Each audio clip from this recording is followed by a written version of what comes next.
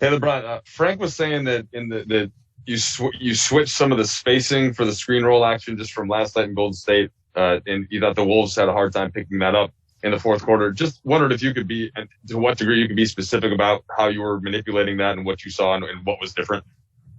Well, obviously we had a play that was working well for us, so you want to kind of go back to it over and over and see if they change it up or see if they stop it. But we had so many reads, and it's up to me to make all those reads. And in the fourth quarter, obviously, I was able to find Trez for the majority of those reads. Also, be able to find Wes for corner three as well. Just trying to dictate and give whatever defense gives us.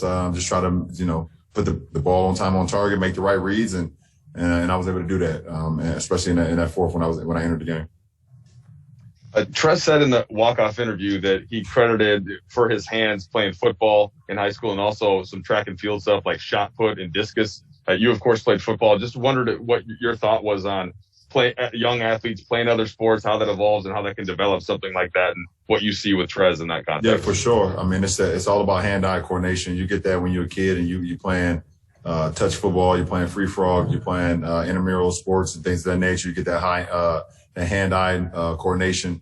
And then with football, you're able to catch the ball in tight spaces or in contact, and be able to finish through contact. And, me being a receiver myself, playing through, linebackers coming over the top or safeties, corners, free safeties, strong safeties, and still having to catch the ball on contact, it definitely helps out when you make the transition into basketball. Kyle. Hey, LeBron, obviously a lot of things offensively Trez does, we've seen him do for a long time. But he was saying yesterday that he's really, been doing a lot of film work and taking a lot of input from his teammates to get blended in defensively. What have you seen him doing maybe behind the scenes to get more integrated on that end? Well, because of this, the season and how it's constructed, there's not much time to practice. And that's for all 30 teams. So the film sessions, individually as a team, is the most important this year. And obviously it's very important, all the time, but, this year even more because we can't be on the floor much because of, the protocols and the testings and things of that nature. It doesn't allow us to be on the floor as a team a lot. So, the film session is the best opportunity for you to take that and then implement it into a game situation. And, Trez has been doing that. Dan. Hey, LeBron, happy 316. Good shirt. Appreciate it. In terms of Trez, last year, his relationship with Lou on court, Lou Williams was obviously you could see it. How hard is it to form that kind of bond with a pick and roll partner? And have you seen something over maybe the last 2 weeks or 3 weeks where he looks a little more comfortable with guys kind of in that role?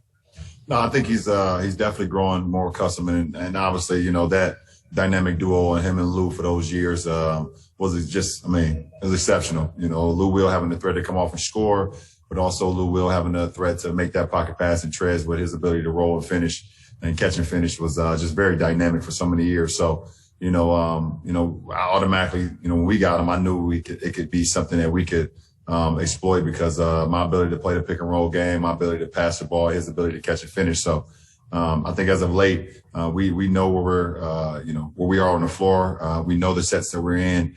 And, he's doing a hell of a job of being able to set screens for me, get me down here, and I'm just trying to put it on time on target for he can just get to his game. Dave.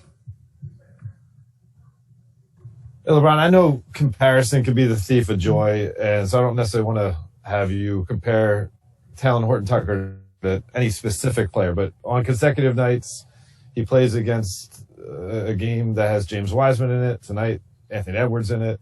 And both those nights, even though he was the second-round draft pick, he was turning heads just as much as those marquee talents.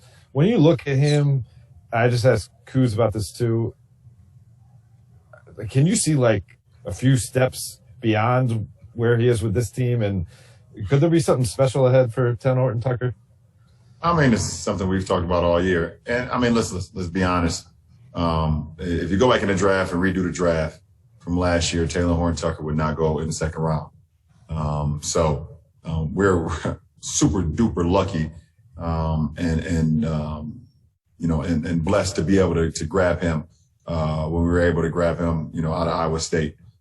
So, his ability to get downhill, to read, either, his ability to get to the lane and finish, or his ability to make the extra passes. He's a big guard, but with great handle, with great poise and great balance. You just mentioned those other guys. I mean, it's just, like I said, this is Taylor's rookie year too, pretty much. He's learning. He's going to continue to get better. But he's a damn good player right now, and he's going to just continue to get better and better. Gary. LeBron, can you discuss your partnership with the Fenway Sports Group and taking partial ownership of the Red Sox, what that means to you, to your brand, to kind of your, and then delving into baseball? What do you think of the game of baseball, and what kind of fingerprints can you put on this? Well, first of all, it's great to be with such a great group with FSG.